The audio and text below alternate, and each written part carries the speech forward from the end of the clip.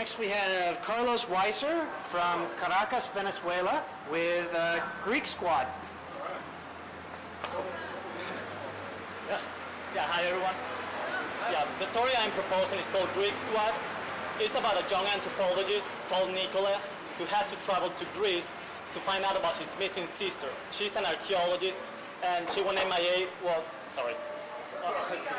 while she was doing some excavation work in the island of Delphi, where the mythical Oracle of Delphos is supposed to be located. When before he went there, he got a letter from her saying that she made some amazing discoveries and in a hidden cavern. When he gets there, he finds the cave and he discovers a mainframe computer called Delphos. And this computer transports him back in time to ancient Greece. So he finds himself in an unknown land, surrounded by a raging war between the Greek nations and gods that walk the earth and live among humans. He also finds that his sister is being held captive in the impenetrable city of Troy.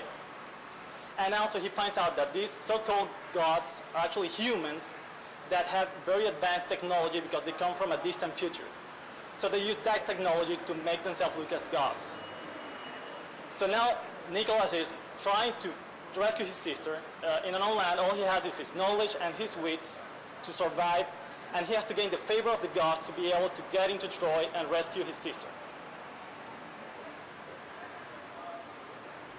How accurately are you portraying Greek mythology, and how much have you dug into the history and the mythology of it? I love Greek mythology. One of the things I like to do is get all the amazing stories and myths that exist and transform them into tales that Nicholas could be involved in them. So you'll be incorporating familiar myths into his... Yeah, actually, that could motivate people to start reading about Greek mythology. And Right. The lead character of Nick, what is his journey as a character? Where does he start? What is it that he learns about himself through the course of this?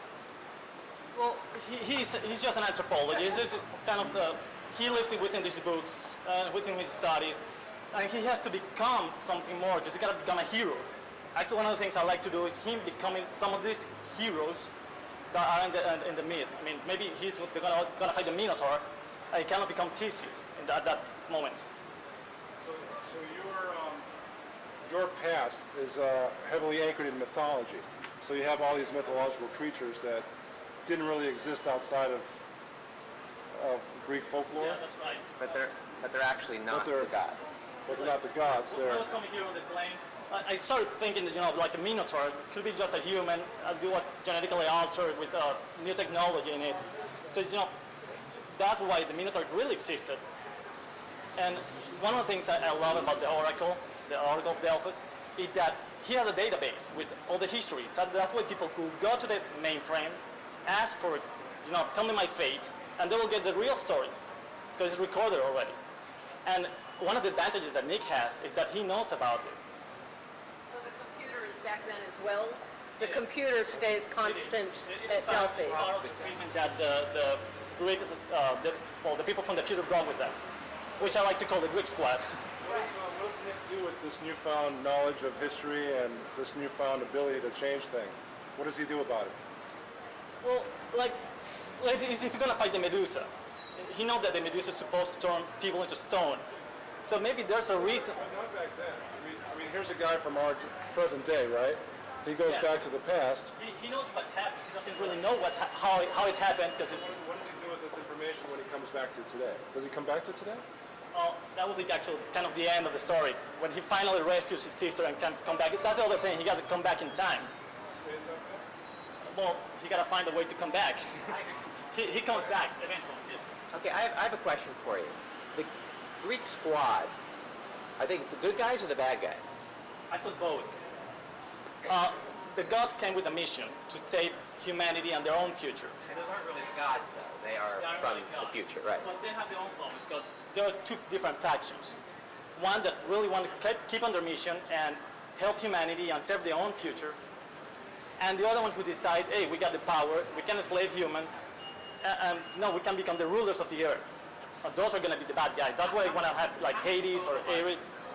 How many total good guys and how many total bad guys are in the Greek squad? That's a total of 12 Greek gods. And about half are good, and About about half are bad.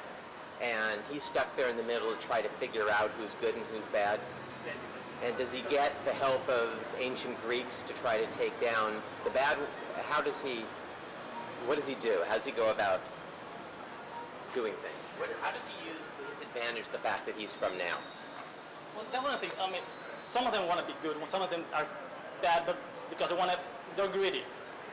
So he got to be smart enough to be able to ally himself with them whenever he needs help to overcome his different trials.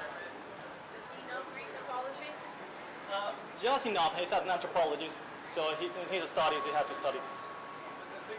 What you're going to need to find out is what the real hook is. So we've seen movies and we've read fiction about going back in time, a modern man going back to primitive times, and he's got our advantages that we have, he's got our knowledge that we have, he's among peasants and he does amazing things. We've seen that before. I'm trying to figure out, and maybe you can kind of work on this yourself, what is it that's different about this guy? What is it about his journey in the past and the future, and how he affects both of those things that's different than what we've seen before? Other than the fact that it's Greek mythology, and you have these Greek mythological characters in there, we need more than that.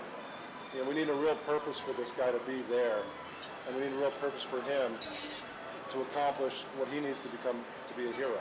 You know, I don't feel that right now. And I think once you get that, I think you're on to something. Yeah, there's something there. There's You something there. clearly know how to do what you're doing. You clearly make a very good presentation. And you're actually a very good artist and designer too. Yeah. This is your work?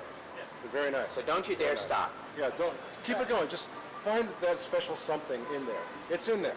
The computer's a great idea, all that, but find out how all that affects Bring everything else.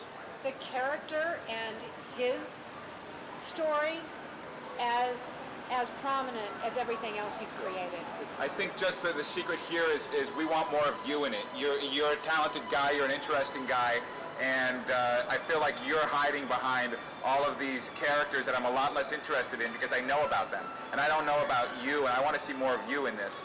But I would love to be Nicholas and be right there in the middle of Greece. And hey, a suggestion, at least for me, get rid of the title. yeah.